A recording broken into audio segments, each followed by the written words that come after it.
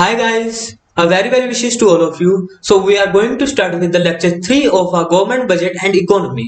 So lecture शुरू करने से पहले मैं आपको कुछ चीजें बता दूं। ये लेक्चर हमारा आज का सबसे इम्पोर्टेंट लेक्चर है। इम्पोर्टेंट इसलिए है क्योंकि ये लास्ट लेक्चर है। इसके बाद क्योंकि ये इस चैप्टर का लास्ट लेक्चर है। थर्ड लेक्चर में हम इस चैप्टर को कंप्लीट करने जा रहे हैं। So please focus on this lecture, क्योंकि अगर आज का लेक्चर आपने ध्यान से सुन लिया, so I am sure that you will score 90% marks, at least 90% marks in this chapter. Okay, so at the end of this lecture we will do the revision process, revision of the whole lecture, whole chapter. हम सभी 3 lectures की revision करेंगे, जिसमें हम क्या करेंगे, हमारा जो थ्योरेटिकल पार्ट है उसको याद करेंगे, क्योंकि प्रैक्टिकली हमने समझ लिया है कि लेक्चर में क्या है, चैप्टर में क्या है और क्यों है। तो अभी हम क्या समझेंगे कि इसको लिखना कैसे एग्जाम में। सो उसके लिए तो मूव अहेड।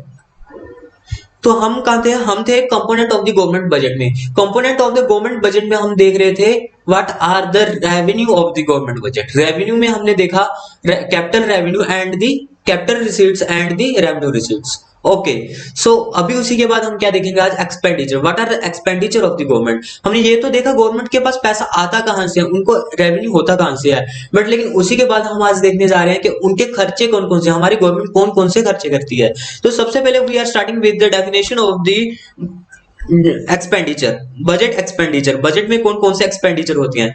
सबसे तो बजट एक्सपेंडिचर की डेफिनेशन हमें बताती है, it refers to the estimated expenditure. It refers to the estimated expenditure. Estimated इसलिए क्योंकि हमें नहीं पता आने वाले एक्सपेंडिचर इतने ही होंगे या नहीं होंगे।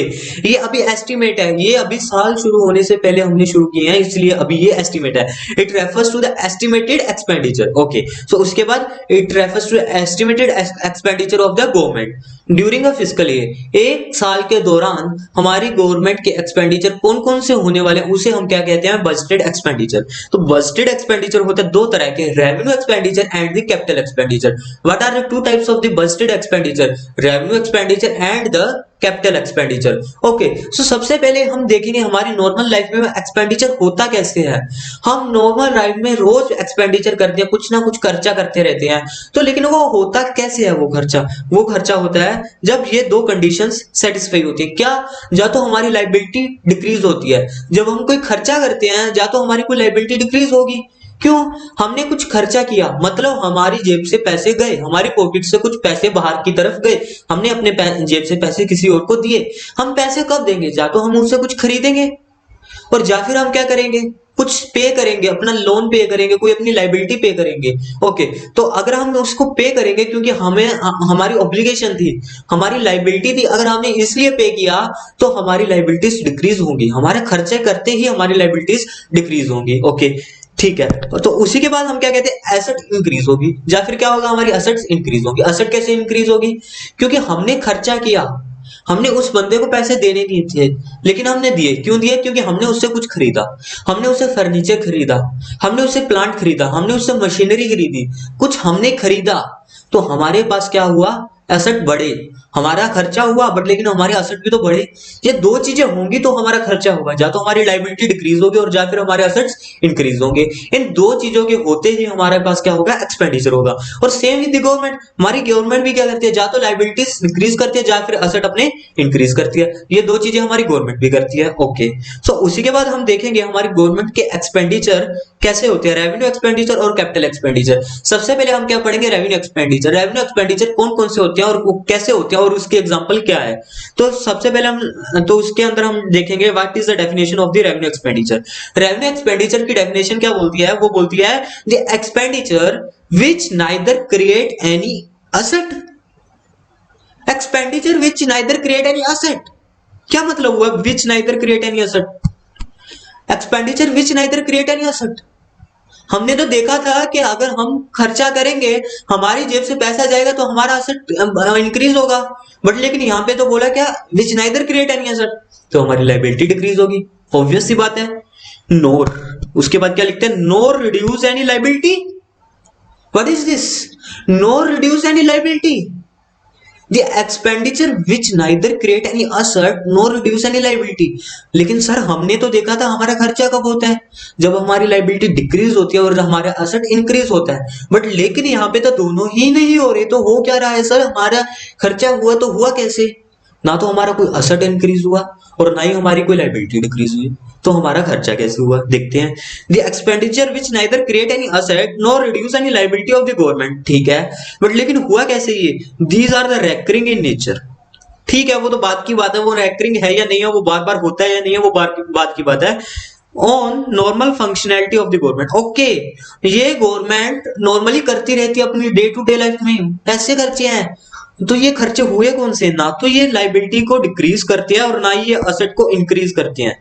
वाह, तो हुए कैसे ये, पेमेंट ऑफ सैलरीज, हमारी गवर्नमेंट ने अपने गवर्नमेंट टीचर्स को सैलरीज दी, अपने गवर्नमेंट डॉक्टर्स को सैलरीज दी, अपने गवर्नमेंट एम्प्लॉयज को सैलरीज दी, हमारी पुलिस को सैलरीज दी, हमारी आर्मी को सैलरीज दी, तो उनके सैलरी देने से ना तो उनका कोई असेट इंक्रीज हुआ, जब उन्होंने हमारे डॉक्टर्स को सैलरीज दी तो क्या उनकी कोई असेट बढ़ी, नहीं, क्या उनकी कोई लाइबिलिटी डिक्रीज हुई, नहीं, तो ये क्या हुआ, ये रेवेन्यू एक्सपेंडिचर हुए, क्योंकि रेवेन्यू एक्सपेंडिचर की डेफिनेशन क्या बोलती है, these are the expenditure which neither create any asset nor reduce any liability. Okay, तो payment of salaries is the thing which neither create any asset nor reduce any liability। Okay sir, तो हमें ये तो समझ में आया कि revenue expenditure होता क्या है। ओके, तो अभी उसी के बाद हम पढ़ेंगे what are capital expenditure. Capital expenditure क्या है, तो कैपिटल एक्सपेंडिचर में हम देखते हैं capital expenditure the expenditure which either create any asset, ये तो हमने देखा था सर, असेट तो इंक्रीज होगा ही अगर हम पैसा देंगे, और cause a reduction in the liability of the government. Okay, या तो ये हमारा असेट इंक्रीज करेंगे या हमारी लाइबिलिटी को डिक्रीज करेंगे। हाँ सर, ये तो हमने ऊपर भी देखा था, हमारी नॉर्मल लाइफ में क्या होता है, या तो हमारा असेट इंक्रीज होता है या फिर हमारी लाइबिलिटी डिक्रीज होती है। ठीक है सर, यहाँ पे दोनों में से कोई ना कोई एक चीज तो हो रही है, तो हम मान लेते हैं ये क्या है, हमारा एक्सपेंडिचर है। बट लेकिन हमने देखा ये हो रहा है तो वो कौन सा एक्सपेंडिचर होगा, कैपिटल एक्सपेंडिचर, रेवेन्यू एक्सपेंडिचर नहीं होगा। क्यों, क्योंकि रेवेन्यू एक्सपेंडिचर के बेसिक टू कंडीशंस क्या है कि these neither create any asset nor reduce any liability। ये दो बेसिक कंडीशन अगर होंगी हमारी तभी वो रेवेन्यू एक्सपेंडिचर होगा, अदरवाइज वो रेवेन्यू एक्सपेंडिचर नहीं होगा। ओके, तो हमने पता चला कि वो जो खर्चे थे वो क्या थे, कैपिटल एक्सपेंडिचर थे। these are non recurring in nature। Okay, तो जो कैपिटल एक्सपेंडिचर है वो नॉन रेकरिंग इन नेचर है। हम देखेंगे कैसे, क्या हम रोज रोज कोई ना कोई एसेट खरीदते हैं, क्या हम रोज अपना फर्नीचर खरीदते हैं, रोज मशीनरी खरीदते हैं, नहीं सर, तो ये हमारे रोज के एक्सपेंडिचर नहीं है। लाइबिलिटीज को पे करना, क्या हम रोज जिनसे लोन ले रखा है उनको पे करते हैं, नहीं सर, तो ये हमारे क्या है, रेकरिंग भी नहीं है, तो these are non recurring in nature. Okay sir, it adds to capital stock of the economy, it adds to capital stock of the economy. Sir ये तो एक नई लाइन है, इसका क्या मतलब हुआ, it adds to capital stock of the economy. It adds to capital stock of the economy का मतलब है कि जब हम कोई खर्चा करेंगे, जैसे ही हम कोई खर्चा करेंगे तो हमारी जो इकोनॉमी है, हमारे देश की जो इकोनॉमी है उसका स्टॉक इंक्रीज होगा। स्टॉक इंक्रीज होगा का क्या मतलब हुआ, लाइक अगर हमारी गवर्नमेंट ने कोई असेट खरीदा, दे परचेज अ बिल्डिंग, तो गवर्नमेंट के असेट बढ़े, हमारी इकोनॉमी का कैपिटल स्टॉक बढ़ा, जी हाँ, तो it adds to capital stock of the economy. Okay, तो उसी के बाद हमने क्या देखा, these are the expenditure which reduce any liability और इंक्रीज एनी असेट, ये दो चीजें करते हैं तभी। तो इसके एग्जांपल क्या हुई सर, इसके एग्जांपल क्या हुई इन एक्सपेंडिचर की, expenditure on the roads, expenditure on the hospitals, expenditure on the civil servants, हमारे पुलिस स्टेशन, ऐसी जगह पर हमारे रोड्स रोज बन रहे हैं, और फ्लाईओवर्स बन रहे हैं, अंडर ब्रिज बन रहे हैं, नए हॉस्पिटल बन रहे हैं, नए रेलवे स्टेशन बन रहे हैं, ये कैपिटल एक्सपेंडिचर है। जब रोड बनती है तो गवर्नमेंट की एक असेट इंक्रीज होती है, जी हाँ, तो गवर्नमेंट की एक असेट इंक्रीज होती है, तो ये क्या हुआ, ये कैपिटल एक्सपेंडिचर हुआ। और रोड्स रोज रोज तो नहीं बनती, जी हाँ, हमारे जो बगल की रोड है, आप कभी भी देखिएगा जो हमारे बगल की रोड है, आपके घर के बाहर जो रोड है, वो रोड रोज रोज नहीं बनती है, वो 5 साल में 7 साल में एक बार बनती है। तो these are the capital expenditure and no recurring in nature. Okay, तो हमें समझ में आया व्हाट आर द एक्सपेंडिचर। तो हम इसका डिफरेंस देखेंगे कि ये एक्सपेंडिचर का डिफरेंस है क्या। तो ये डिफरेंस है, first is the definition. Definition क्या कहती है कैपिटल एक्सपेंडिचर की? Expenditure which incurred for the creation of the government asset और reduction in the liability is called the capital expenditure. ये हमने डेफिनेशन देखी। Okay, revenue expenditure are incurred over normal running of the government department, they neither create any asset nor reduce any liability of the government. ये भी हमने देखा। तो हमने first definition, मतलब डेफिनेशन हमने कर लिया एक्सपेंडिचर। अगर हम डिफरेंशिएशन करने बैठते हैं दोनों के अंदर, तो सबसे पहले डेफिनेशन लिखेंगे। डेफिनेशन हमने पढ़ चुकी है तो वो हमारी होगी। उसके बाद नेचर, नेचर हमने पढ़ा डेफिनेशन के अंदर ऊपर हम पढ़ के आए हैं। क्या कैपिटल का क्या है? नॉन रेकरिंग इन नेचर, और रेवेन्यू का क्या है? Recurring in nature. Okay, capital expenditure are non recurring in nature and revenue expenditure are recurring in nature. Okay, तो उसके बाद फोकस, थर्ड हमारा पॉइंट है डिफरेंशिएशन का, फोकस। तो फोकस हमें क्या बोलता है? Capital expenditure is development expenditure. हमारा कैपिटल एक्सपेंडिचर क्या है? Development expenditure. हमने एग्जांपल्स में क्या देखा? कैपिटल एक्सपेंडिचर कौन कौन से हैं? रोड्स को बनाना, पुलिस स्टेशन को बनाना, रेलवे स्टेशन को बनाना, हॉस्पिटल्स को बनाना, ऐसी चीजों को बनाना। तो वो क्या है? वो एक डेवलपमेंट है। हमारे एरिया का डेवलपमेंट हो रहा है, हमारे लाइफस्टाइल का डेवलपमेंट हो रहा है, हमें अच्छी सड़कें मिल रही है, हमें अच्छे स्वास्थ्य सुविधाएं मिल रही है, जो कि हमने फर्स्ट लेक्चर में देखा था। वो सब कुछ हमारी गवर्नमेंट हमें दे रही है। तो दीज आर, तो हमारी गवर्नमेंट का कैपिटल एक्सपेंडिचर करते टाइम फोकस किस चीज पर है? उनका फोकस है कि डेवलपमेंट हो, हमारे देश की, हमारी इकोनॉमी की, हमारी डेवलपमेंट हो। ओके, तो रेवेन्यू एक्सपेंडिचर करते समय उनका वो फोकस किस चीज पर है? तो उनका फोकस रेवेन्यू एक्सपेंडिचर करते हुए है नॉन डेवलपमेंट एक्सपेंडिचर। जब उन्होंने सैलरीज दी तो क्या हमारी गवर्नमेंट का क्या था? फोकस था कि डेवलपमेंट हो रही है या नहीं हो रही? नहीं। जब उन्होंने सैलरीज दी तो अब उनका फोकस नहीं था कि डेवलपमेंट हो रही है या नहीं हो रही। ओके, तो उसी के बाद हमारा नेक्स्ट क्या है? एग्जांपल। एग्जांपल हम ऊपर भी देखा है, क्या है कैपिटल एक्सपेंडिचर की? क्या है? लोन को पे करना। ओके, और क्या है? Repayment of loan and reduce in the liability, और कोई भी सड़कें वगैरह बनाना। These are the examples of the capital expenditure. और रेवेन्यू एक्सपेंडिचर की क्या है? सैलरीज देना, पेंशन देना, इंटरेस्ट पेमेंट और सब्सिडीज और ग्रांट्स। हमारी गवर्नमेंट कुछ सब्सिडीज भी देती है कुछ प्रोडक्ट्स पे, जैसे कि एलपीजी सिलेंडर्स पे हमें सब्सिडीज मिलती हैं। तो ये सभी क्या है? उनके रेवेन्यू एक्सपेंडिचर है। तो इसी के साथ हमारा component of the government budget complete होता है, जिसमें हमने देखा रेवेन्यू क्या? Expenditure, revenue receipts, capital expenditure और कैपिटल रिसीट्स। ओके, तो ये हमने क्या देखा? जो हमारे कंपोनेंट है दो बेसिक चीजों के ऊपर डिपेंड करते हैं। कौन सी? Asset and liability. या तो वो असेट को क्रिएट करेंगे या लायबिलिटी को क्या करेंगे? या तो वो असेट को क्रिएट करेंगे और या डिक्रीज करेंगे, या लायबिलिटी को क्रिएट करेंगे और डिक्रीज करेंगे। अगर वो इन दोनों को इफेक्ट कर रहे हैं तो वो क्या? कैपिटल। चाहे वो कैपिटल एक्सपेंडिचर होंगे या फिर वो कैपिटल क्या होंगे? रिसीट्स। ओके, अगर वो इन दोनों चीजों को, हमारे असेट और लायबिलिटी को इफेक्ट नहीं कर रहे तो वो क्या होंगे? रेवेन्यू, रेवेन्यू एक्सपेंडिचर और या फिर रेवेन्यू रिसीट्स। ओके, तो हमें समझ में आया तो हमारे कंपोनेंट्स क्या है। तो उसी के बाद में हम देखेंगे हमारी टाइप्स ऑफ बजट क्या है। हमारी गवर्नमेंट कितने टाइप का बजट पेश करती है? हर साल हमने देखा हमारी गवर्नमेंट बजट पेश करती है। बजट पेश करना बहुत जरूरी है, ये हमने देखा। अगर हम बजट पेश नहीं करेंगे तो क्या होगा? हमारा देश वेनेजुला बन सकता है। ठीक है, तो उसको बचाने के लिए हमें एक साल पहले प्रिपरेशन करना पड़ेगा और बजट को रिलीज करना पड़ेगा। ठीक है, तो बजट रिलीज करना है, लेकिन वो बजट कैसा होना चाहिए? हमारा बजट 3 टाइप का हो सकता है। कौन कौन सा? सरप्लस बजट और बैलेंस बजट और डेफिसिट बजट। 3 तरह का बजट होता है, सरप्लस बजट, बैलेंस बजट और डेफिसिट बजट। इन 3 तरह के बजट को हम पढ़ेंगे, वो क्या क्या होते हैं। इन सब में से हमारी बुक में दे रखी है कौन से, हमारे 12th के सिलेबस में है सिर्फ और सिर्फ डेफिसिट बजट। लेकिन हम एक बेसिक अंडरस्टैंडिंग के लिए देखेंगे कि वो दूसरे बजट भी क्या होते हैं with the help of a diagram. So here we go, types of budget. सबसे पहले है सरप्लस बजट। सरप्लस बजट में हमें पता चलता है जहां पर रेवेन्यू ज्यादा है। हमने इसको देखा है हर जगह पर, इस तकड़ी को, इस वेट मशीन को हमने देखा है। जो उनसे साइड भी ज्यादा हैवी होती है वो कहां होती है? नीचे होती है। जो साइड ज्यादा हैवी है वो किधर है? नीचे। और जो साइड हल्की है वो क्या किधर है? ऊपर। जिसमें चीज ज्यादा होगी तो वो किधर होगी? नीचे वाली साइड। जिसमें कम होगी वो किधर होगी? ऊपर।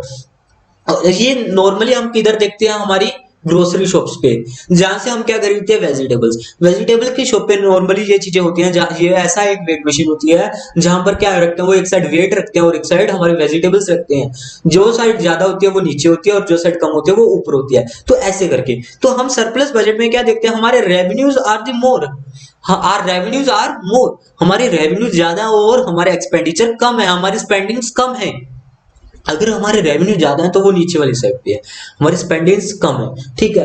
अगर हमारी गवर्नमेंट को रेवेन्यू ज्यादा होगा तो उनका क्या होगा, सरप्लस। सरप्लस यानी कि उनका मुनाफा, उनका फायदा, हमारी गवर्नमेंट को फायदा होगा अगर रेवेन्यू ज्यादा होगा, ठीक है। तो उस बजट को हम क्या कहेंगे, जिस बजट में वो ये शो करें हमारे रेवेन्यू ज्यादा होंगे और हमारे खर्चे कम होंगे, that budget will be known as the surplus budget. Okay, तो उसी के बाद हम देखते हैं बैलेंस बजट। बैलेंस बजट हमें बताता है कि बैलेंस बजट में क्या होता है, हमारी स्पेंडिंग एंड हमारे रेवेन्यूज बोथ आर इक्वल, दोनों देखिए इक्वल है। इस डायग्राम में, इस डायग्राम में हम क्या देखते हैं, दोनों चीजें क्या है, इक्वल। देखिए दोनों चीजें एक साथ है, इक्वल है। क्या हो रहा है, हमारी स्पेंडिंग्स भी उतनी है और हमारे बजट, हमारी स्पेंडिंग्स भी उतनी ही है और हमारे क्या है, रेवेन्यूज भी उतनी ही है। तो उस बजट को हम क्या बोलेंगे, हमारा बैलेंस बजट। ना हमें कुछ फायदा हो रहा है और ना ही हमें कुछ नुकसान हो रहा है। उसके बाद मोस्ट इंपोर्टेंट फॉर अस क्या है, डेफिसिट बजट। डेफिसिट बजट में क्या है, हमारे खर्चे ज्यादा हैं, हमारे खर्चे ज्यादा हैं और हमारी इनकम्स, हमारी रिसीट्स कम है। देखिएगा इसमें क्या शो कर रहा है हमें, इसमें हमारी स्क्रीन पर क्या शो हो रहा है, हमारी स्क्रीन पर शो हो रहा है कि जो रेवेन्यू साइड है वो ऊपर की तरफ है। रेवेन्यू साइड है जो, वो किस तरफ है, वो ऊपर ऊपर की तरफ, हमारे रेवेन्यू ऊपर की तरफ है और हमारी स्पेंडिंग साइड, हमारे खर्चे, हमारे एक्सपेंसेस किधर है, वो नीचे है। तो वो क्या शो कर रहा है, हमारा डेफिसिट बजट। जिस साल हमारे खर्चे ज्यादा होंगे वो क्या होता है, हमारा डेफिसिट बजट होता है। हाँ, लेकिन क्यों होता है ये डेफिसिट, हमारी सरकार एक साल पहले बजट बना देती है।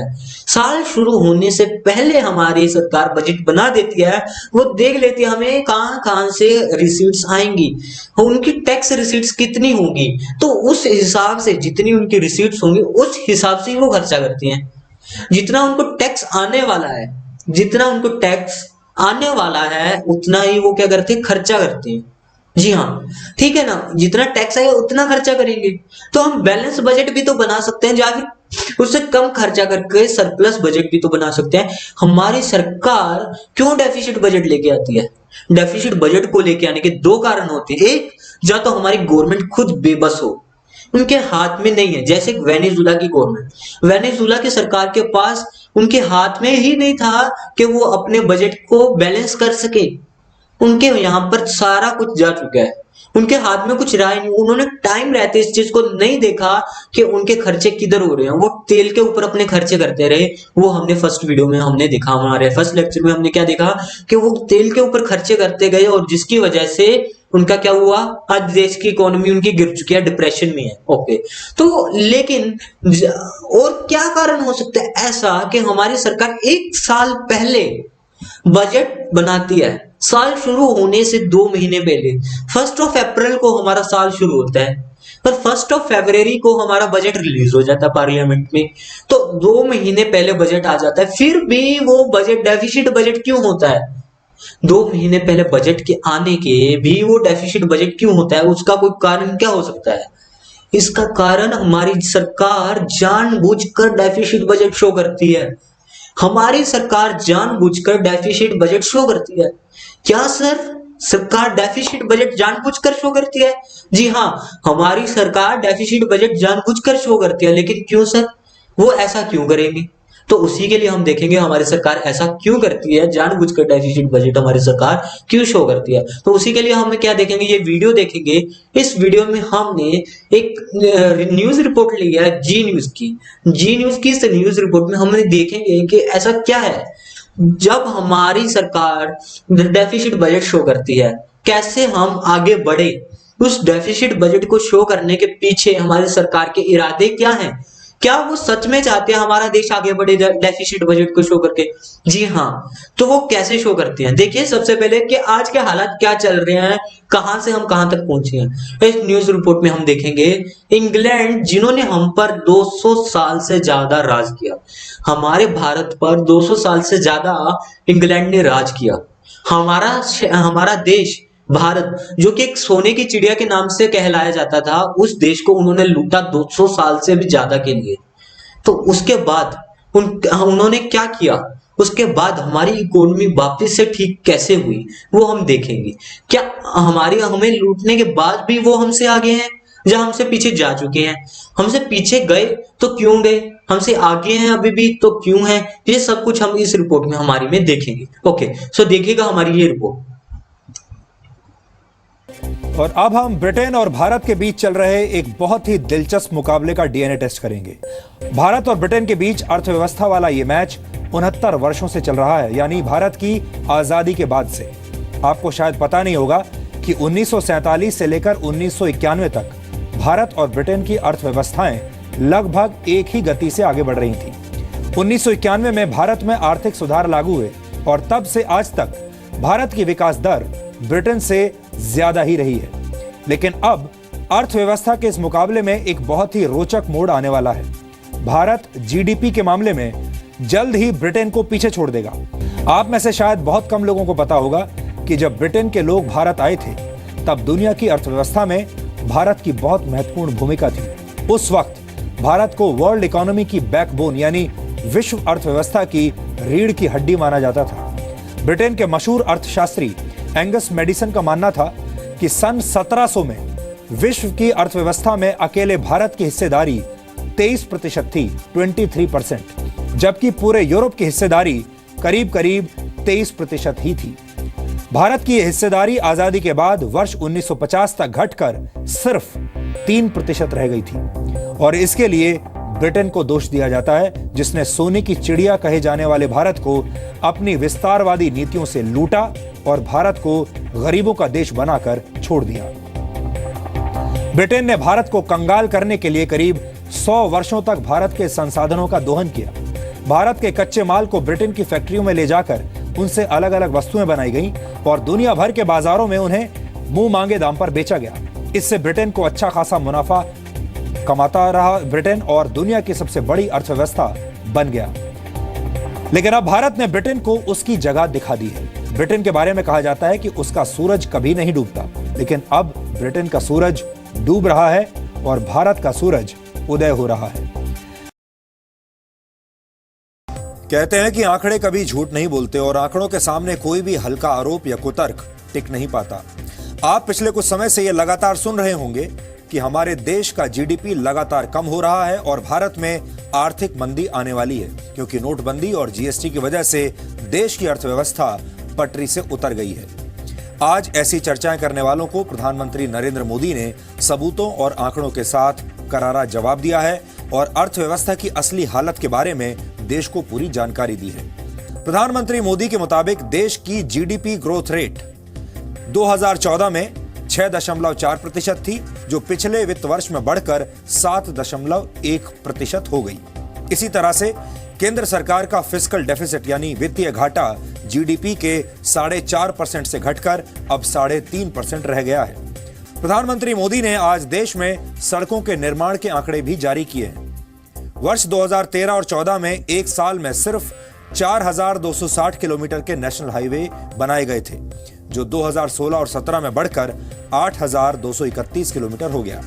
इसी तरह से प्रधानमंत्री ग्रामीण सड़क योजना के तहत अब एक दिन में 130 किलोमीटर सड़क बन रही है, जबकि 2013 और 14 में सिर्फ 69 किलोमीटर की सड़क प्रतिदिन बन रही थी।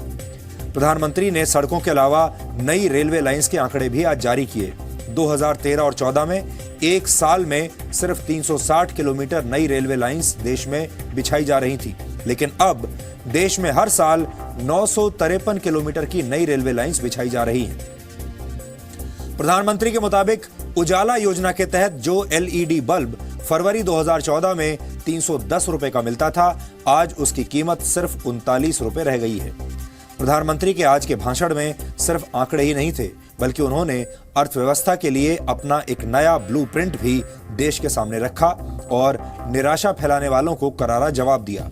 जी हाँ, तो अभी हमने क्या देखा? अभी हमने देखा कि हमारी सरकार ने कैसे ब्रिटेन को पीछे निकाला। इंग्लैंड को, जिस इंग्लैंड ने हम पर 200 साल से ज्यादा के लिए राज किया, उस इंग्लैंड को हमने कैसे पीछे छोड़ा। जी हाँ, वो न्यूज रिपोर्ट कुछ टाइम पुरानी थी, कुछ साल पुरानी थी, 2016 की रिपोर्ट थी, जिसमें उन्होंने क्या बताया, साल 2020 तक हमारी हमारी जो इकोनॉमी है उनको पीछे छोड़ देगी। जी हाँ, बट लेकिन उससे पहले ही हमने ब्रिटेन को पीछे छोड़कर आगे निकल चुके। हमारी जीडीपी उनसे आगे है, हमारा बजट उनसे आगे है, हमारे देश की इकोनॉमी उनसे ज्यादा बड़ी है। ये कैसे हुआ? हमारे देश को 200 साल से ज्यादा लूटने के बावजूद हम आगे कैसे बढ़े? कैसे बढ़े? हमने देखा कि मोदी जी ने क्या किया। हमने इसी रिपोर्ट में क्या देखा, मोदी जी ने क्या किया। उन्होंने साल 2013-14 में जो खर्चे हो रहे थे, साल 2013-14 में जो खर्चे हो रहे थे, उन खर्चों को बढ़ा दिया। अपने उन खर्चों को उन्होंने बढ़ा दिया। पहले जितनी रोड पहले 2013-14 में प्रतिदिन बन रही थी, उसको बढ़ा दिया, दुगने रेट से बढ़ा दिया। पहले अगर 10 किलोमीटर रोड एक दिन में बन रही थी, अब 20 किलोमीटर बन रही है। अगर पहले रेलवे ट्रैक 10 किलोमीटर का बन रहा था, अब 20 किलोमीटर का रोज रेलवे ट्रैक नया बन रहा है। अब बहुत सारे खर्चे हमारी गवर्नमेंट करती गई। इतने सारे खर्चे करने के साथ हुआ क्या? उनको हासिल क्या हुआ? जो हमारा बजट था वो डेफिसिट में गया, क्योंकि हमने क्या देखा, हमारे खर्चे ज्यादा हैं। देखिए, हमारे खर्चे ज्यादा हैं, हमारे तराजू में खर्चे वाली साइड नीचे की तरफ है और हमारी इनकम्स कम है। जी हाँ, वो तो हमें दिख रहा है, वो तो हो रहा है। मोदी जी ने आकर क्या किया, उन्होंने खर्चे बढ़ा दिए अपने। उन्होंने नई सड़कें बनाई, नए रेलवे स्टेशन बनाए, नए रेलवे ट्रैक्स बनाए, नए हॉस्पिटल बनाए, पता नहीं क्या कुछ नया नया बनाते जा रहे हैं। और उसके साथ हो क्या रहा है? बजट डेफिसिट शो हो रहा है। क्यों? क्योंकि एक्सपेंसेस बढ़ रहे हैं। एक्सपेंसेस बढ़ने के कारण ये तराजू नीचे की तरफ बढ़ता जा रहा है, एक्सपेंसेस साइड। जी हाँ, लेकिन उससे हुआ क्या? उससे हमारी इकोनॉमी आगे गई। इकोनॉमी कैसे आगे गई? हमारी सरकार ने जब रोड को बनाया, जब हमारी सरकार ने रोड के ऊपर खर्चा किया, ध्यान से इस बात को समझिएगा, हुआ क्या रियलिटी में? उन्होंने रोड के ऊपर खर्चा किया। जी हाँ, जब रोड के ऊपर खर्चा किया, बहुत सारे मजदूर, बहुत सारे अनएम्प्लॉयड पर्सन, जो हमारे देश की एम्प्लॉयमेंट नहीं थी, जो अनएम्प्लॉयमेंट थे हमारे देश में, उनको काम मिला। वो सड़कें बनाने के काम में जुट गए, उन्हें वहां पर दिहाड़ी का काम मिला। जो पहले घर पे फ्री बैठे थे, उन्हें वहां हमारी सरकार ने काम दिया सड़कें बनाकर। ओ जी हाँ, जब उन्हें काम मिला तो उनके पास पैसा आया। हमारे देश के आम आदमी के पास पैसा आया। जैसे ही हमारे देश के आम आदमी के पास पैसा आया, हमारे देश की इकोनॉमी बढ़ी। जी हाँ, बढ़ी। तो यही तो हमारे गवर्नमेंट बजट का ऑब्जेक्टिव था, reducing income and reducing inequality between income and wealth. याद कीजिएगा हमारा फर्स्ट लेक्चर। हमारे गवर्नमेंट बजट का क्या था? हमारे गवर्नमेंट बजट का ऑब्जेक्टिव क्या था? Reducing inequalities in income and wealth. तो वही तो हमने किया। नई सड़क बनाई, नई सड़क को बनाती, जो अनएम्प्लॉय पर्सन था उसे क्या हुआ? अनएम्प्लॉय पर्सन को क्या मिला? रोजगार मिला।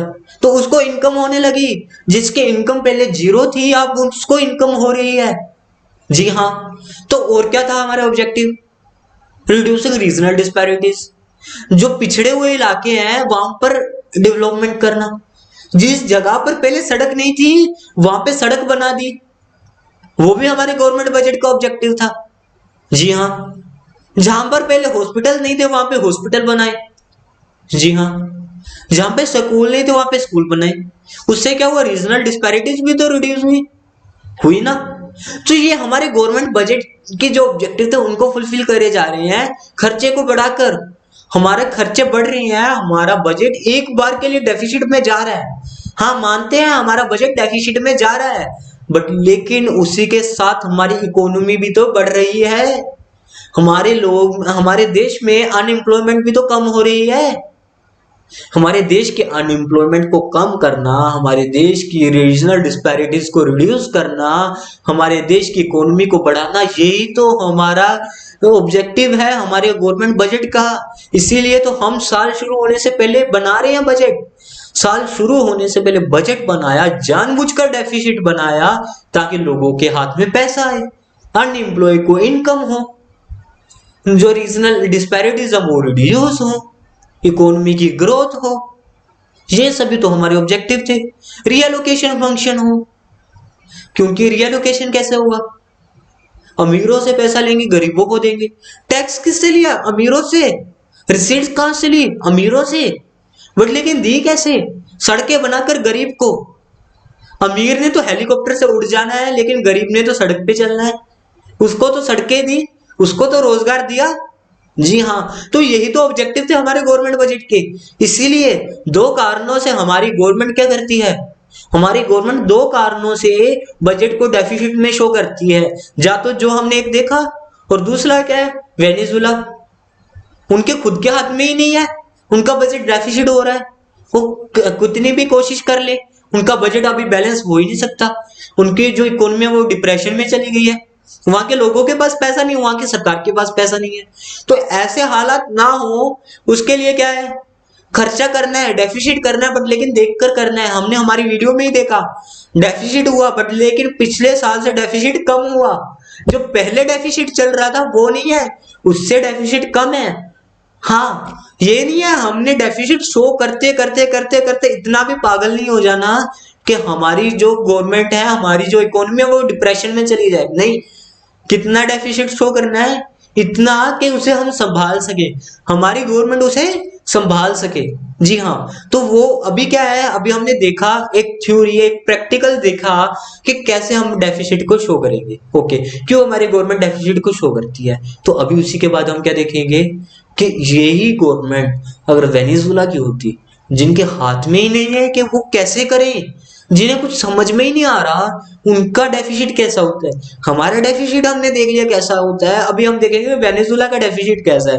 देखिए उनका सबसे पहले तो डेफिसिट होता क्या है, where spendings are more than collection. Where spendings are more than collection. क्या है, स्पेंडिंग्स हमारी ज्यादा है हमारी कलेक्शन से, ये हमें दिख रहा है। हमारी स्पेंडिंग्स क्या है, हमारी स्पेंडिंग्स हमारी कलेक्शन से ज्यादा है। हमारी जो एक्सपेंसिव साइड है वो नीचे की तरफ है, और जो हमारी इनकम साइड है वो ऊपर की तरफ है। देखिएगा स्क्रीन पर क्या हो रहा है, हमारी स्पेंडिंग साइड नीचे की तरफ है और हमारी इनकम साइड ऊपर की तरफ है।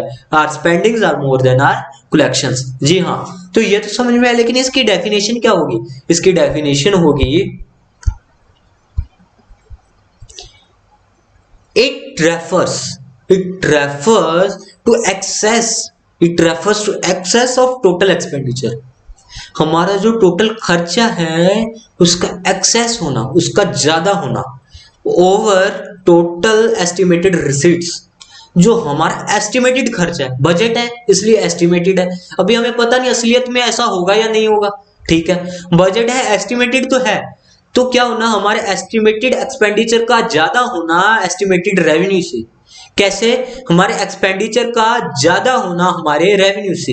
हमारा रेवेन्यू कम है, हमारा एक्सपेंडिचर ज्यादा है, उसे हम क्या करेंगे, डेफिसिट कहेंगे। हमारा बजट का डेफिसिट होगा, तो वो क्या है, it refers to excess of total estimated expenditure. It refers to excess of total estimated expenditure over total estimated receipts। तो this is the definition of our budget deficit। तो उसी के बाद हम पढ़ेंगे हमारे बजट के डेफिसिट होते किस प्रकार के। तीन तरह के हमारे डेफिसिट होते हैं। कौन कौन से तीन तरह के डेफिसिट होते हैं? तीन तरह के होते हैं, रेवेन्यू डेफिसिट, फिस्कल डेफिसिट, और उसी के बाद क्या होता है, primary deficit. Revenue deficit, fiscal deficit और प्राइमरी डेफिसिट। इन तीनों को पढ़ने के बाद हमारा चैप्टर कंप्लीट। तो ये तीन को पढ़ना और हमारा चैप्टर कंप्लीट हो जाएगा। सबसे पहला क्या है, रेवेन्यू डेफिसिट। रेवेन्यू डेफिसिट में हम पढ़ेंगे कि उसकी डेफिनेशन क्या है। रेवेन्यू डेफिसिट हमें बोलते हैं क्या है, it refers to excess of revenue expenditure.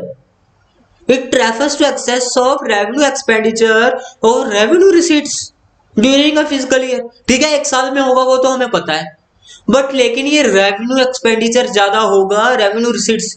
Revenue expenditure क्या वो हमने देख लिया, रेवेन्यू रिसीट्स क्या वो हमने देख ली। अगर हमारे रेवेन्यू खर्चे ज्यादा होंगे रेवेन्यू रिसीट से, तो हम उसे क्या बोलेंगे, हम उसे क्या बोलेंगे, रेवेन्यू डेफिसिट। तो इसी का फॉर्मूला क्या होगा, इसका फॉर्मूला होगा रेवेन्यू डेफिसिट का revenue expenditure minus revenue deficit. Revenue expenditure में से रेवेन्यू डेफिसिट को माइनस करेंगे तो हमें क्या मिलेगा, रेवेन्यू डेफिसिट। ओके, तो एग्जांपल क्या है, हमारा 1000 करोड़ का 1000 करोड़ का एक्सपेंडिचर था रेवेन्यू। रेवेन्यू एक्सपेंडिचर कौन कौन से है? सैलरीज को पे करना, पेंशन पे करनी, सब्सिडीज पे करनी, ये सब क्या है? Revenue deficit. Revenue expenses, revenue expenses कितने का है? 1000 करोड़ का है। रेवेन्यू इनकम कौन सी है हमारे? रेवेन्यू रिसीट्स कौन कौन से है वो बताइएगा। रेवेन्यू रिसीट कौन कौन से हैं हमारे? हमने पिछले लेक्चर में देखा था हमारे रेवेन्यू रिसीट्स कौन कौन से थे। इंटरेस्ट का हमें आना, हमारी गवर्नमेंट को इंटरेस्ट मिलना, वो कम है किससे? हमारे एक्सपेंडिचर से। हमारा रेवेन्यू एक्सपेंडिचर कितना था? 1000 करोड़ का, और हमारा रेवेन्यू रिसीट कितना है? 1200 करोड़। तो हमारा 200 करोड़ का क्या हो गया? एक्सपेंडिचर ज्यादा हो गया। अरे वेट वेट वेट वेट, क्या हुआ? हमारा यहाँ पे गलत लिख दिया, सॉरी।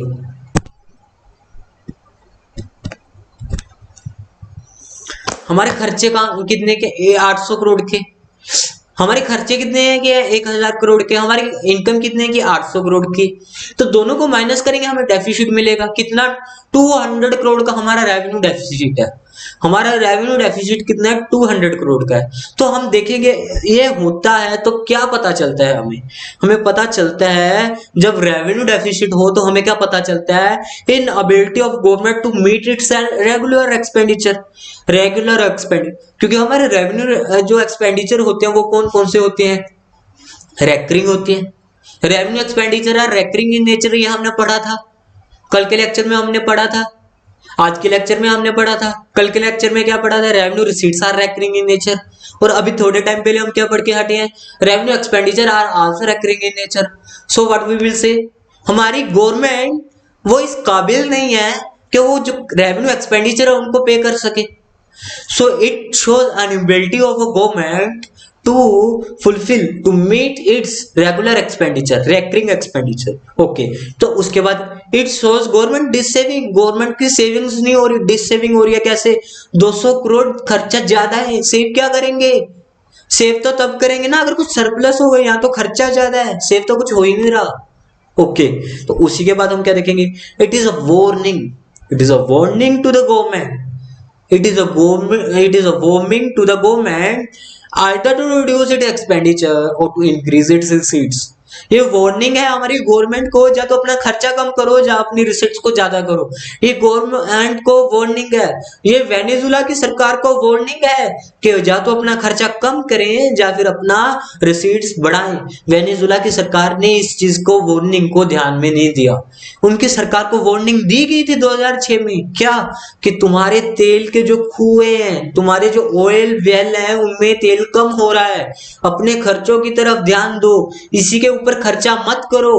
बट लेकिन वेनेजुला की सरकार ने खर्चा उसी पे किया, उन्होंने इस वार्निंग को मद्देनजर नहीं रखा, तो आज उनके हालात क्या हुए देखा ना। तो इसीलिए हम क्या बोलेंगे? It is a warning to the government. तो इसको याद कैसे करेंगे? हमारे 3 जो इम्प्लीकेशन है रेवेन्यू डेफिसिट के वो कौन कौन से हैं? इसके लिए हम एक सेंटेंस को याद करेंगे। क्या सेंटेंस है वो? Enable government, enable government is showing dissavings, so this is a warning to them. जो इनेबल गवर्नमेंट है वो डिससेविंग्स को शो कर रही है, तो ये उनको वार्निंग है।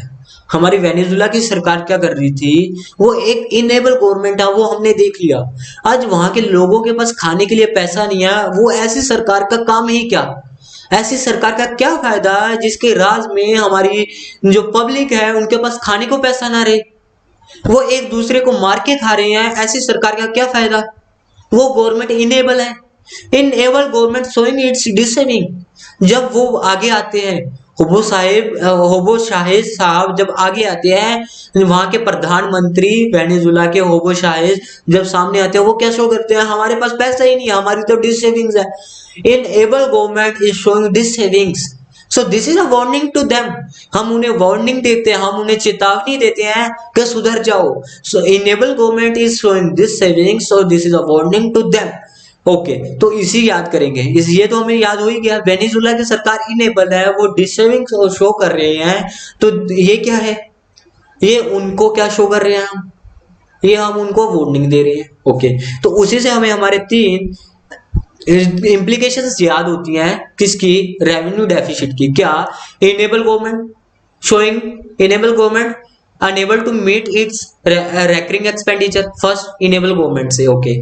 और उसी के बाद क्या था, showing dissavings, okay, government show dissaving, okay. Third क्या है, वार्निंग वाला, it is a warning to them, हमारी मेमोरी टेक्निक में हमने याद किया।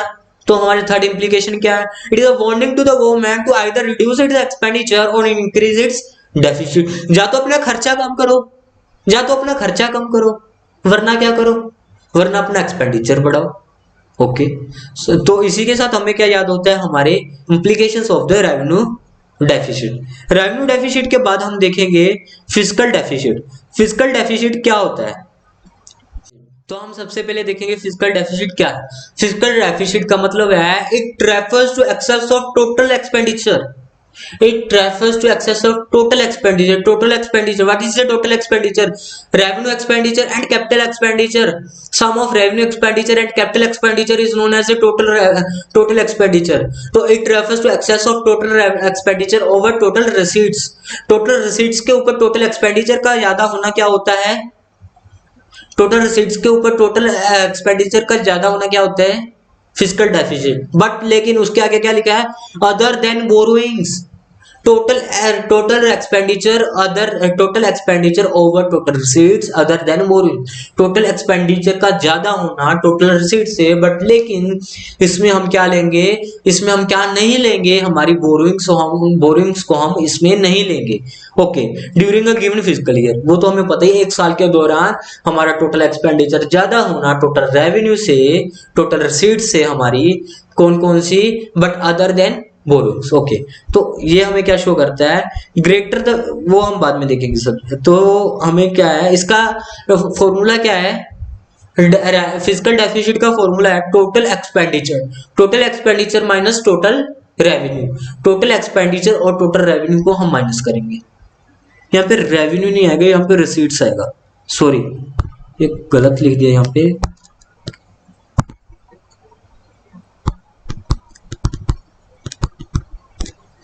रिसीट्स आएगा। Total expenditure minus total receipts, total expenditure minus total receipts other than borrowings is known as physical deficit. इसका मतलब क्या हुआ, हमारी गवर्नमेंट फिजिकल डेफिसिट में शो क्या करना चाहती है, हमारी गवर्नमेंट फिजिकल डेफिसिट में शो करना चाहती है कि उनको बोरोइंग्स कितनी करनी पड़ेगी, उनका टोटल खर्चा कितना है, उनकी टोटल इनकम कितनी है, दोनों का डिफरेंस, इन दोनों का डिफरेंस जो डेफिसिट आएगा वो हमें क्या पता चलता है, हमें पता चलता है कि इनका कितनी अनएबिलिटी है। बट लेकिन अदर देन बोरोइंग्स का क्या मतलब, बोरोइंग्स को छोड़कर उनकी अनएबिलिटी कितनी है, बोरोइंग्स को छोड़कर जो उनकी अनएबिलिटी रहेगी, जो वो नहीं पे कर पा रहे, वो क्या होगा, उनके लिए उनको और बोरो करना पड़ेगा, उस खर्चे को पे बैक करने के लिए, उस खर्चे को करने के लिए हमारी गवर्नमेंट को भी पैसा लेना पड़ेगा। वो पैसा कहां से आएगा, पैसा आएगा कहां से, या तो हमारी गवर्नमेंट भी उधार लेगी या नए नोट छापेगी।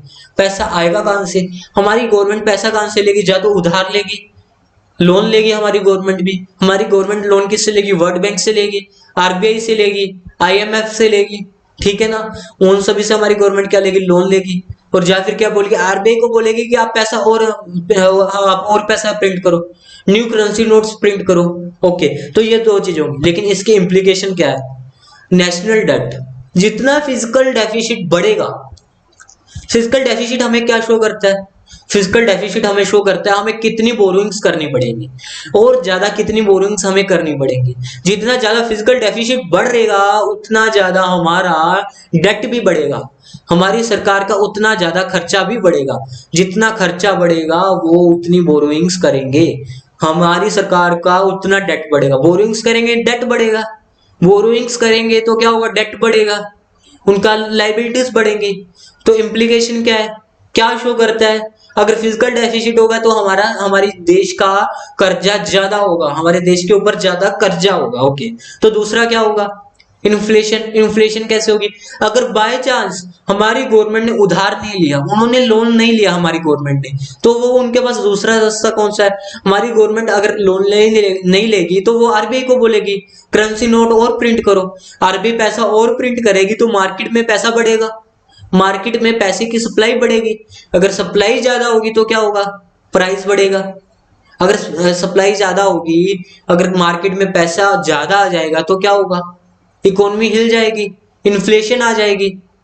अगर सप्लाई ज्यादा होगी तो इन्फ्लेशन आएगी। अगर मेरे पास जितना मुझे पैसा चाहिए उससे ज्यादा पैसा होगा, अगर मैं हद से ज्यादा अमीर हो जाऊंगा, हमारी आरबीआई ने ऐसे ही और नोट छाप दिए, करेंसी नोट नहीं छाप दिया हमारी सरकार ने। अभी छापने के बाद क्या हुआ, हमारे पास ज्यादा पैसा हो गया। अभी मैं बाजार में जाऊंगा, हाँ मैं महंगे रेट पे भी चीज खरीद सकता हूँ ना। मैं बोलूंगा नहीं देना तूने, ये ले दुगना रेट ले, दुगने पैसे ले, मेरे को चीज दे। हमारा रवैया बदल जाएगा, हमारा बिहेवियर बदल जाएगा, ह्यूमन नेचर बदल जाएगा। अगर ज्यादा करेंसी नोट प्रिंट हो गए, मार्केट में पैसे की सप्लाई ज्यादा आ गई, हमारी मार्केट में ज्यादा पैसा आ गया, तो हमारे लोगों का बिहेवियर चेंज हो जाएगा, मार्केट में इन्फ्लेशन आ जाएगी। क्यों? क्योंकि मेरे पास पैसा ज्यादा है। मैं हर एक को बोलूंगा क्या है, मेरे को ज्यादा पैसे चाहिए, मेरे पास ज्यादा पैसे हैं, कोई बात नहीं, तुम ज्यादा पैसे लो, लेकिन मेरे को ये चीज दो। मैं लोगों से चीजों को खोसने लगूंगा, पैसा ज्यादा पे करूंगा और चीजें खोसूंगा। जो चीज आगे वाला नहीं पे करने को राजी, जो आगे वाले को उसकी क्यूरियोसिटी नहीं है बेचने की, वो भी मैं खरीदूंगा। कैसे? डबल पे करके। उससे क्या होगा, इन्फ्लेशन होगी ना मार्केट में, हाँ होगी। तो वो क्या है, अगर तो यहाँ पे हम क्या शो कर रही हैं, अगर हमारी सरकार बोरोइंग्स करेगी तो क्या होगा, डेफिसिट बढ़ेगा, डेट बढ़ेगा। अगर वो डेफिसिट फाइनेंसिंग करेगी, डेफिसिट फाइनेंसिंग का मतलब क्या है, आरबीआई नोट ज्यादा छापेगी। अगर डेफिसिट फाइनेंसिंग होगी तो उससे क्या होगा, इन्फ्लेशन होगी, ठीक है। और उसके बाद क्या होगा, बॉन्ड्स, हमारी सरकार बॉन्ड खरीदेगी। बॉन्ड क्या है, एक शेयर की तरह होता है, एक बॉन्ड होता है, वो क्या है, एक सर्टिफिकेट होता है, वो उसकी प्राइस कभी गिरती नहीं है जल्दी से। तो हमारी सरकार लोगों को बॉन्ड देगी, क्या देगी, बॉन्ड देगी।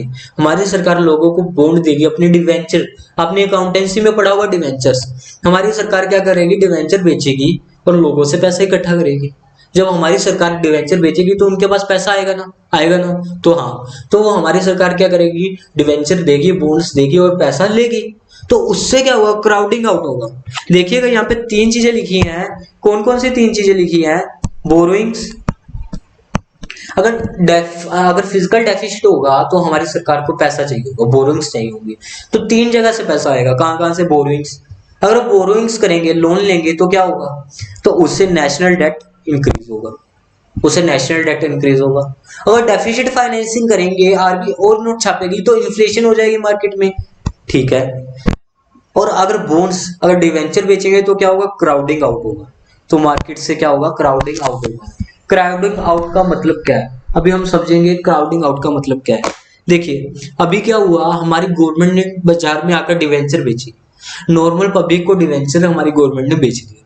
डिवेंचर बेचकर हमारी गवर्नमेंट ने हमसे पैसा ले लिया, क्योंकि सरकार को पैसे की जरूरत थी। तो उन्होंने क्या किया, देश में जो अमीर लोग थे उनसे पैसा ले लिया। हमारी सरकार ने पैसा लिया अमीरों से, क्योंकि डिवेंचर वही खरीदेंगे जिसके पास इन्वेस्टमेंट करने को पैसा है, जिसके पास इन्वेस्टमेंट करने को पैसा है वही डिवेंचर खरीदेगा, ठीक है। तो हमारी सरकार ने डिवेंचर बेचे, बॉन्ड्स बेचे और पैसा ले लिया। अभी पैसा मार्केट से बाहर आ गया, मार्केट से पैसा बाहर आया, हमारी गवर्नमेंट ने पैसा वापस ले लिया। अभी अभी हमारी इकोनॉमी में पैसे की सप्लाई कम होगी तो क्या होगा, बहुत से बिजनेस बंद पड़ जाएंगे। क्यों बंद पड़ जाएंगे, क्योंकि बाजार में पैसा ही नहीं रहेगा, किसी के पास किसी के पास चीज खरीदने के लिए पैसा नहीं होगा। अभी मुकेश अंबानी के साहब के पास पैसा कम हो गया तो वो नए बिजनेस नहीं चलाएंगे। रिसेंटली अभी क्या हुआ, उनका टाई अप हुआ किसके साथ, फेसबुक के साथ। जियो और फेसबुक का टाई अप हुआ, आपने सुना। फ्लिपकार्ट और मिंत्रा का टाइप हुआ था, वो भी हमने सुना। कैसे हुआ था, क्योंकि पैसा था उनके पास, उन्होंने खरीद लिया दूसरी कंपनी को। अभी पैसा रहेगा ही नहीं, क्योंकि गवर्नमेंट ने पैसा ले लिया हम लोगों से। हमारे देश के जो अमीर लोग थे उनसे पैसा गवर्नमेंट ने ले लिया, तो वो इन्वेस्ट कैसे करेंगे, तो नया बिजनेस कैसे आएगा हमारी मार्केट में। तो क्राउडिंग आउट होगी। क्राउडिंग आउट का मतलब बिजनेस का बाहर होना, एंटरप्रेन्योर का बाहर हो जाना। वो कैसे होगा, क्योंकि पैसा उनसे खोस लिया जाएगा। कैसे खोसेंगे उनसे पैसा, डिवेंचर को बेच के। तो ये तीन चीजें होंगी अगर फिजिकल डेफिसिट ज्यादा होगा। फिजिकल डेफिसिट ज्यादा होगा तो उसको, फिजिकल डेफिसिट को कम करने के लिए बोरोइंग्स करनी पड़ेंगी। बोरोइंग्स करेंगे तो डेट बढ़ेगा, ओके। डेट फाइनेंसिंग करेंगे, आरबीआई पैसा छापेगी। अगर आरबीआई पैसा प्रिंट करेगी तो क्या होगा, तो इन्फ्लेशन हो जाएगी। अगर गवर्नमेंट डिवेंचर बेचेगी, बॉन्ड्स बेचेगी तो क्या होगा, क्राउडिंग आउट होगा। तो फिजिकल डेफिसिट हमारी गवर्नमेंट के लिए, हमारे देश के लिए बहुत ही हानिकारक चीज है। ये चीज हमारे लिए बहुत ही ज्यादा हानिकारक है। तो हमें क्या पता चलता है, ग्रेटर द फिजिकल डेफिसिट, जितना फिजिकल डेफिसिट ज्यादा होगा उतनी ज्यादा बोरोइंग गवर्नमेंट को लेनी पड़ेगी। ग्रेटर द फिजिकल डेफिसिट, उतनी ज्यादा बोरोइंग्स हमें लेनी पड़ेगी, क्योंकि इसका फॉर्मूला ही हमें ये बताता है। फिजिकल डेफिसिट का फॉर्मूला हमें क्या बोलता है, फिजिकल डेफिसिट का फॉर्मूला हमें बोलता है total expenditure minus total receipts other than borrowings. Borrowings को छोड़कर सारी रिसीट्स को माइनस कर दो। जितना भी आपके पास पैसा आया, बोरोइंग्स को छोड़कर जितना भी पैसा है उसको माइनस कर दो अपने एक्सपेंडिचर से। जो एक्सपेंडिचर और एक्सेस है उसको पे करने के लिए क्या करोगे, बोरोइंग्स ही तो लोगे। खर्चा किया 1000 का, रिसीट कितने की हुई, समझो हमारी सरकार ने 1000 रुपए का खर्चा किया, उनको सिर्फ टोटल जो रिसीट हुई थी, टैक्स रिसीट्स जो हुई थी, वो हुई थी 700 करोड़ की। ओके, तो अभी जो 300 करोड़ बचे, 300 करोड़ का ज्यादा खर्चा किया, वो कहां से करेंगे, 300 करोड़ का ज्यादा खर्चा कहां से करेंगे, बोरोइंग्स से ही तो करेंगे। उसके लिए बोरोइंग्स लेंगे, अगर लोन लेंगे तो डेट बढ़ेगा, गलत है, क्योंकि डेट बढ़ेगा इंटरेस्ट पे करना पड़ेगा। इंटरेस्ट ज्यादा होगा, रेवेन्यू एक्सपेंडिचर ज्यादा होगा, रेवेन्यू एक्सपेंडिचर ज्यादा होगा तो रेवेन्यू के डेफिसिट ज्यादा होगा, डेट ट्रैप में फंस जाएंगे। समझो बात को, अगर बोरोइंग्स लेंगे, बोरोइंग्स को लेने के साथ क्या होगा, डेट बढ़ेगा, इंटरेस्ट बढ़ेगा, क्योंकि लोन ले रहे हैं तो इंटरेस्ट भी तो पे करना पड़ेगा। ज्यादा इंटरेस्ट पे करेंगे तो क्या होगा, रेवेन्यू एक्सपेंडिचर बढ़ेगा, रेवेन्यू एक्सपेंडिचर बढ़ेगा तो ये क्या हो रहा है, ऊपर रेवेन्यू डेफिसिट बढ़ेगा, रेवेन्यू एक्सपेंडिचर बढ़ेगा तो रेवेन्यू डेफिसिट बढ़ेगा, रेवेन्यू डेफिसिट बढ़ेगा। ठीक है, तो इसके लिए क्या करेंगे, डेट फाइनेंसिंग करेंगे। आरबीआई को बोलेंगे पैसा छापो, आरबीआई पैसा छापेगी तो इन्फ्लेशन बढ़ेगी, इन्फ्लेशन भी पूरी है, इन्फ्लेशन होगी वो भी गलत है, चीजें महंगी हो जाएंगी देश में, वो महंगा है, वो चीज गलत है। बॉन्ड्स खरीदेंगे, गवर्नमेंट बॉन्ड्स बेचेगी, डिवेंचर बेचेगी, बाजार से पैसा चला जाएगा, बाजार से पैसा चला जाएगा, क्राउडिंग आउट होगा, तो इन्वेस्टमेंट बाजार में कैसे होगी, मार्केट में कैसे होगी इन्वेस्टमेंट। तो डेट हमारे देश के लिए डेफिसिट बहुत बुरा है, इसीलिए सोच समझ कर डेफिसिट करना पड़ता है। बहुत बड़े बड़े इकोनॉमिस्ट बैठते हैं जो सोचते हैं कितना डेफिसिट हम संभाल सकते हैं, कितना डेट ट्रैप हम संभाल सकते हैं, कितनी सेविंग से हम काम ले सकते हैं। जब तक सेविंग से हम यूज कर सकते हैं, जब तक हमारी गवर्नमेंट सेविंग्स को यूज कर डेफिसिट को पे ऑफ कर सकती है, जो भी हमारी गवर्नमेंट का डेफिसिट हो रहा है सेविंग्स को यूज कर पे ऑफ कर सकती है, तब तक वो कर रही है। उसके बाद में अगर करेंगे वेनेजुला बन जाएंगे, वेनेजुला की जो हालत है वो हो जाएगी। तो उसी के बाद हम पढ़ेंगे नेक्स्ट क्या है, प्राइमरी डेफिसिट। प्राइमरी डेफिसिट की डेफिनेशन क्या है, it refers to difference between the physical deficit of the current year, difference between the physical deficit of the current year. इस साल का जो फिजिकल डेफिसिट है, फिजिकल डेफिसिट देखा क्या होता है, जी हाँ, इस साल का physical deficit and the interest payment of the last year, previous year, पिछले साल का इंटरेस्ट जो पे करना था, पिछले साल का जो इंटरेस्ट था उसको माइनस करेंगे फिजिकल डेफिसिट से, तो हमें क्या मिलेगा, प्राइमरी डेफिसिट। तो इससे शो क्या हो रहा है, इससे पता क्या चल रहा है वो समझिए। इसका फॉर्मूला क्या है, physical deficit minus interest, physical deficit में इंटरेस्ट माइनस कर देंगे। अभी देखिए फिजिकल डेफिसिट तो हमें हो रहा है, मतलब कि हमें बोरो तो करना पड़ेगा। फिजिकल डेफिसिट हमें क्या पता चलता है उससे, कि हमें कितना बोरो करना पड़ेगा। हमने समझ लिया हमें बोरो तो करना ही पड़ेगा, ठीक है, बोरो करना पड़ेगा, लेकिन क्यों करना पड़ेगा, किस लिए करना पड़ेगा, वो देखेंगे। फिजिकल डेफिसिट हमें क्या शो करता है, borrowings. Physical deficit is equal to borrowings, ये हम बोल सकते हैं, क्योंकि जितना डेफिसिट होगा फिजिकल उतना ही बोरोइंग्स करनी पड़ेगी।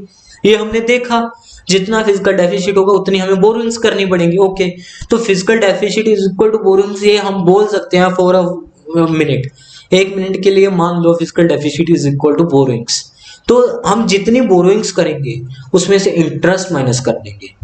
इंटरेस्ट को माइनस करने का मतलब हम देखेंगे हमें जो हमने बोरो किया उसमें से हमें कितना इंटरेस्ट पे करना है, पिछले साल का इंटरेस्ट हमें कितना पे करना है, मतलब कि क्या हमें हमारा इंटरेस्ट, हमारा ब्याज, हमारा सूद हमें विवश कर रहा है और ज्यादा लोन लेने के लिए, प्राइमरी डेफिसिट से हमें पता चलेगा कि हमारा ब्याज, हमारा सूद, हमारा इंटरेस्ट हमें विवश तो नहीं कर रहा और ज्यादा लोन लेने के लिए। फिजिकल डेफिसिट मतलब क्या है, हमें क्या करना पड़ेगा, बोरिंग्स करनी पड़ेंगी। ओके, बोरिंग्स करनी पड़ेंगी और उसमें से अगर इंटरेस्ट माइनस करेंगे हमें पता चलेगा कितना बच गया, जो खर्चा, जो कितना हमारा बोरिंग्स बच गई जो हम किसी और चीज पर खर्च कर सकते हैं। फॉर एग्जाम्पल, इसकी एक एग्जाम्पल देखेंगे क्या, इसकी एग्जाम्पल देखिए। अभी हमारा जो फिजिकल डेफिसिट था उसमें से हमने क्या माइनस करना है, इंटरेस्ट। फिजिकल डेफिसिट में से इंटरेस्ट माइनस करना है। हमारा था 250 करोड़ का फिजिकल डेफिसिट, हमारा 250 करोड़ का फिजिकल डेफिसिट था और उसी के बाद हम क्या देखेंगे, इंटरेस्ट। लास्ट ईयर का हमने इंटरेस्ट कितना पे करना था, 150 करोड़। जो पहले के हमने बोरिंग्स कर रखी हैं उसका इंटरेस्ट पे करना है 150 करोड़। मतलब कि जो अब हम और बोरो करने जा रहे हैं 250 करोड़, जो 250 करोड़ हम और बोरो करने जा रहे हैं उसमें से 150 करोड़ तो हमने क्या करना है, हमने इंटरेस्ट ही पे करना है। तो बाकी क्या क्या बच गया, 100 करोड़। 100 करोड़ क्या है, प्राइमरी डेफिसिट।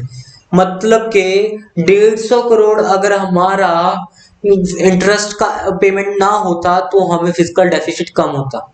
हमें किसी हद तक, आधे से ज्यादा तो हमें किसने विवश किया फिजिकल डेफिसिट के लिए, हमें बोरोइंग्स करने के लिए आधे से ज्यादा मजबूर किसने किया, इस अमाउंट ने, हमारे इंटरेस्ट पेमेंट ने।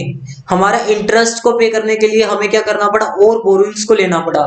तो हमें प्राइमरी डेफिसिट से पता चलता है कितना हमें इंटरेस्ट ने बोरो करने के लिए मजबूर किया। मान लीजिए यहाँ पर क्या था, जो इंटरेस्ट पेमेंट थी वो 150 की जगह पे 225 करोड़ थी। पिछले साल का इंटरेस्ट ही हमारा 225 करोड़ था। अभी क्या है, हमारा इस साल का जो फिजिकल डेफिसिट है 250 करोड़। अभी 250 में से 225 करोड़ तो हमने क्या पे करना है, हमने इंटरेस्ट ही पे करना है। So we can say that हमारा, हम बोरो किसके कारण कर रहे हैं, हम बोरो मेनली कर तो इसी के लिए रहे हैं ना, इस 225 करोड़ के लिए ही हम बोरो कर रहे हैं। हमें मजबूर कौन कर रहा है, और ज्यादा लोन लेने के लिए हमें हमारा इंटरेस्ट मजबूर कर रहा है। तो हम क्या देखते हैं कि हमें इंटरेस्ट लेने के लिए मजबूर कर कौन रहा है, हम क्या देखते हैं, हमें इंटरेस्ट लेने के लिए मजबूर कर कौन रहा है, वो कैसे देखते हैं हम, प्राइमरी डेफिसिट में। तो यहाँ पर हमें प्राइमरी डेफिसिट में क्या लिखते हैं, वो primary deficit points, primary deficit points क्या पॉइंट आउट करता है, the need of the borrowings, borrowing की कितनी जरूरत थी, even when interest payment is of the existing loan is ignored. जब हम हमारे लोन के इंटरेस्ट पेमेंट को छोड़ दें, हमारे इंटरेस्ट को छोड़ दें, उसके अलावा हमें कितना पैसा बाजार से लेने की जरूरत है। 225 करोड़ तो क्या था, हमारा इंटरेस्ट था। 225 करोड़ तो हमारा इंटरेस्ट ही था ना। 250 में से 250 करोड़ हमने और लोन लिया, उसमें 225 तो हमारा क्या था, इंटरेस्ट था। उसे एक बार के लिए इग्नोर कर दो, उसे सब्ट्रैक्ट कर दो, उसे माइनस कर दो, तो बचा क्या, 25 करोड़। 25 करोड़। तो it point out the need of the borrowings, borrowings की जरूरत क्या थी, इंटरेस्ट को छोड़कर, इंटरेस्ट को छोड़कर और कितनी जरूरत थी हमें बोरो करने की, 25 करोड़। इट रिफ्लेक्ट, ये हमें क्या रिफ्लेक्ट कर रहे हैं, it reflect continuous lack of physical discipline in the country. हमारी कंट्री में फिजिकल डिफिशिट हो रहा है कंटिन्यूसली। कैसे हो रहा है, अभी हमारा पहले क्या था, इंटरेस्ट पेमेंट थी 225 करोड़ का हमारा क्या था, इंटरेस्ट। बोरो हम कितना कर रहे थे, 250 करोड़ हमने और बोरो कर लिया, ठीक है। अभी नेक्स्ट ये क्या था, इन द ईयर 2020 में हमने 250 करोड़ बोरो किया और इंटरेस्ट पे करना था हमें 225 करोड़। बट अगले साल इस पे भी तो इंटरेस्ट पे करना पड़ेगा, इस पे भी तो इंटरेस्ट पे करना पड़ेगा। तो अगले साल क्या होगा, अगले साल हमारे इंटरेस्ट पेमेंट कितनी हो जाएगी, 250 करोड़। इसके ऊपर 10% इंटरेस्ट लगा दो, कितना हो गया, 25 करोड़ और हो गया। तो इसमें 25 करोड़ ऐड किए तो कितना हो गया, 250 करोड़ का अगले साल इंटरेस्ट हो गया। अब भी अगले साल ये डेफिसिट को पे करने के लिए क्या करना पड़ेगा, और बोरोइंग्स करनी पड़ेगी। और बोरिंग्स करनी पड़ेगी। तो कंटिन्यूस क्या हुआ, continuous physical discipline in the country, lack of physical discipline in the countries. हमारी कंट्री में लगातार फिजिकल डिसिप्लिन का क्या है, लैक है, उसकी कमी है, फिजिकल डिसिप्लिन की हमारे देश में लगातार कमी हुए जा रही है। तो ये इसी के साथ हमारा चैप्टर कंप्लीट होता है, इसी के साथ हमारा चैप्टर भी कंप्लीट होता है। होप सो आपको हमारा आज का लेक्चर समझ में आया होगा।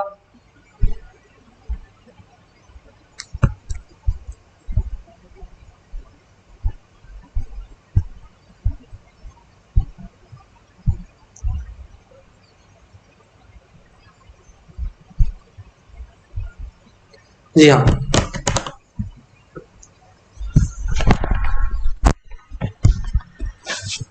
होप सो आपको हमारा लेक्चर समझ में आया होगा, पूरी अच्छे से गवर्नमेंट बजट की नॉलेज हो चुकी होगी कि क्यों बजट बनाना जरूरी है, तो डेफिसिट क्यों करना जरूरी है, और कैसे उसको संभालना है, नहीं संभालेंगे तो क्या हो जाएगा, ऑब्जेक्टिव क्या है बजट के, कैसे उसको पूरा किया जाता है, ये सब चीजें हमने देख ली। तो अभी हम क्या करेंगे, एक रिवीजन करेंगे हमारे पूरे के पूरे चैप्टर की, ठीक है। तो इससे हमें क्या होगा, हमारी थ्योरी लिखने में हेल्प होगी, कैसे हमने लिखना है वो हम देखेंगे। तो सबसे पहले हमें क्या दिख रहा है, सबसे पहले हमें क्या दिख रहा है, हमारे गवर्नमेंट बजट की definition of the government budget क्या है।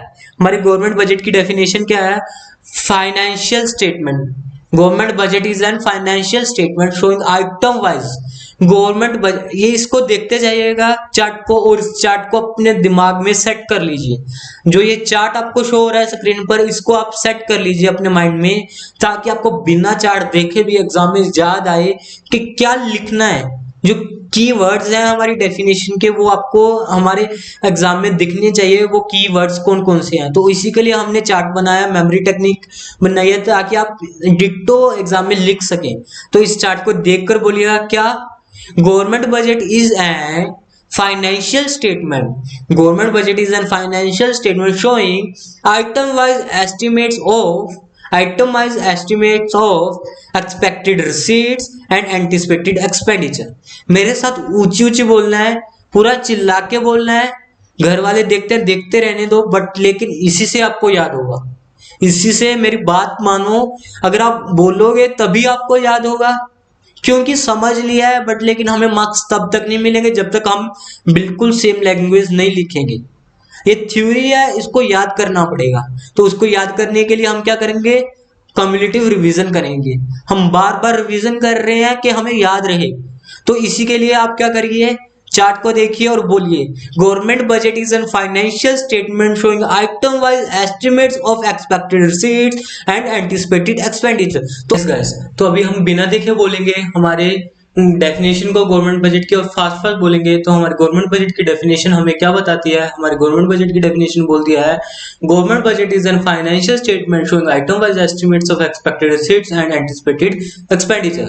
Government budget is an financial statement showing item wise estimates of expected receipts and anticipated expenditure. तो एक बार और बोलेंगे, फास्ट बोलेंगे, एक टोन में बोलेंगे, क्या, government budget is an financial statement showing item wise estimates of expected receipts and anticipated expenditure. So उसी के बाद हमारे नेक्स्ट है क्या, objectives of the government budget. Objective of the government budget के लिए हमने क्या किया था, objective of the government budget के लिए हमने एक मेमोरी टेक्निक को डेवलप किया था। तो उस मेमोरी टेक्निक को सबसे पहले बोलेंगे, क्या है हमारी मेमोरी टेक्निक, पब्लिक इनइक्वालिटीज को स्टेबलाइज करने के लिए रीएलोकेशन करना होगा, जिससे इकोनॉमी की ग्रोथ होगी।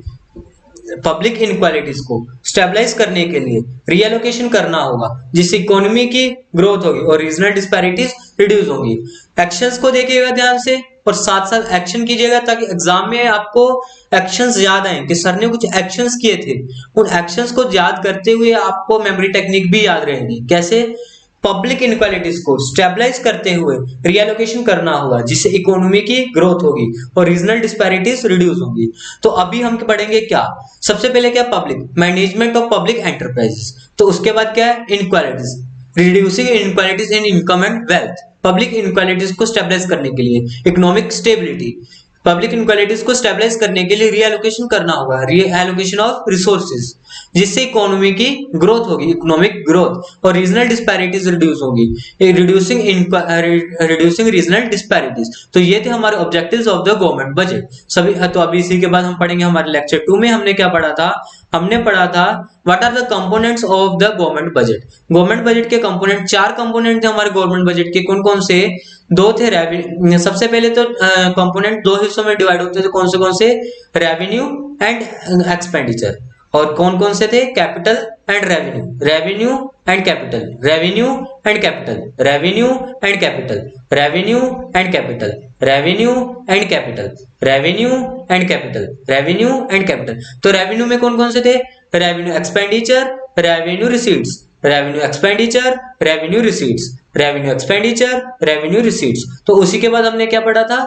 कैपिटल। कैपिटल में कौन कौन से थे? कैपिटल एक्सपेंडिचर और कैपिटल रिसीट्स, कैपिटल एक्सपेंडिचर और कैपिटल रिसीट्स। तो सबसे पहले हम क्या पढ़ेंगे? Revenue receipts. तो रेवेन्यू रिसीट्स में हमने क्या पढ़ा था? उसकी definition, these are the receipts which neither create any liability, which neither create any liability nor reduce any asset, which neither create any liability nor reduce any asset, which neither create any liability nor reduce any asset। तो उसी के बाद में हमने क्या पढ़ा था? These are the regular और recurring in nature। तो रेवेन्यू रिसीट्स 2 तरह की थी, कौन कौन सी थी? Tax receipts and non tax receipts. Tax की डेफिनेशन हमने क्या पढ़ी? टैक्स क्या है? It is a compulsory payment made by the companies and the people to the government. It is a compulsory payment made by the companies and people to the government, without reference to anything, without reference to any direct benefit, किसी भी direct benefit के reference के बिना। तो हमारे tax 2 तरह के थे, कौन कौन से टैक्स थे? डायरेक्ट टैक्स और इनडायरेक्ट टैक्स। डायरेक्ट टैक्स और इनडायरेक्ट टैक्स का हमने डिफरेंशिएशन देखा था, और इसके लिए हमने एक वीडियो भी देखी थी जिसमें हमने क्या देखा? मिस्टर राम एक रेस्टोरेंट रन करते हैं और वो कैसे डायरेक्ट और इनडायरेक्ट टैक्स को सेपरेट करते हैं और कैसे वो चार्ज करते हैं कुछ डायरेक्ट टैक्स को, इनडायरेक्ट टैक्स को अपने कस्टमर्स को। तो वो उसके लिए हमने क्या देखा था? हमारा इनडायरेक्ट टैक्स के डिफरेंशिएशन। इनडायरेक्ट टैक्स के डिफरेंशिएशन में सबसे पहले क्या आता है? मीनिंग। डायरेक्ट टैक्स का मीनिंग क्या है? Direct tax refer to as a tax which is paid by the person. Direct tax referred to as a tax which is paid by the person to the government, to the government on whom it is levied, and it is charged on the income and wealth of the person. It is charged on the income and wealth of the person. Indirect tax referred to as tax. Indirect tax referred to as a tax paid by the taxpayer, charged on the goods and services, charge on the goods and services. Okay, उसके बाद burden. Direct tax का burden नहीं shift कर सकते और indirect tax का burden shift कर सकते हैं। और उसके बाद में क्या है? टाइप्स क्या है डायरेक्ट टैक्स की? Income tax, wealth tax, excise duty, ठीक है, कस्टम ड्यूटी। और इनडायरेक्ट टैक्स के क्या है? जीएसटी। इनडायरेक्ट टैक्स की क्या है? जीएसटी। और उसी के बाद क्या है? इसकी इवेजन। डायरेक्ट टैक्स की टैक्स इवेजन पॉसिबल है और इनडायरेक्ट की टैक्स टैक्स इवेजन इम्पॉसिबल है। और उसी के बाद क्या था? इन्फ्लेशन। डायरेक्ट टैक्स क्या प्रमोट करता है? डायरेक्ट टैक्स क्या करता है? डायरेक्ट टैक्स हेल्प करता है इन्फ्लेशन को रिड्यूस करने में, और इनडायरेक्ट टैक्स क्या करता है? इन्फ्लेशन को प्रमोट करता है। ये हमने देखा है कैसे करता है हमारे सेकंड वीडियो में, हमारे सेकंड लेक्चर में। तो उसी के बाद में हमने क्या किया था? लेविड। डायरेक्ट टैक्स किसके ऊपर लेविड होता है? पर्सन पे, इंडिविजुअल पे, कंपनीज पे, एचयूएफ पे। ओके, और इनडायरेक्ट टैक्स गुड्स और सर्विसेज पे। एंड उसके बाद नेचर क्या है डायरेक्ट टैक्स का?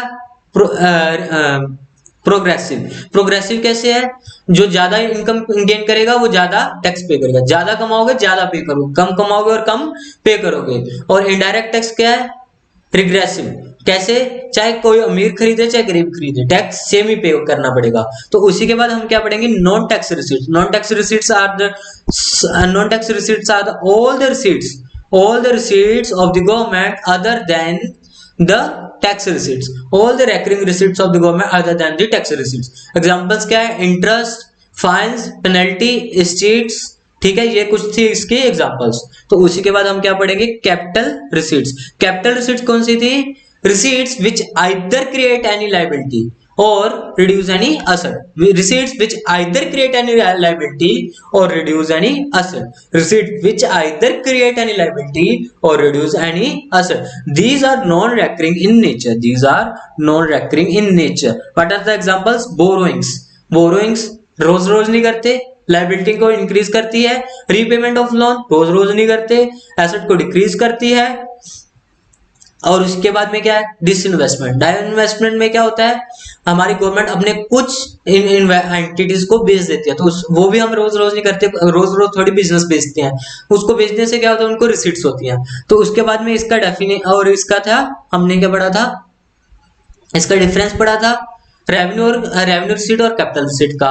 मीनिंग हमने पढ़ लिया, नेचर पढ़ लिया. रेवेन्यू क्या है? रेकरिंग. और नॉन, और क्या है? कैपिटल क्या है? Non recurring. ओके.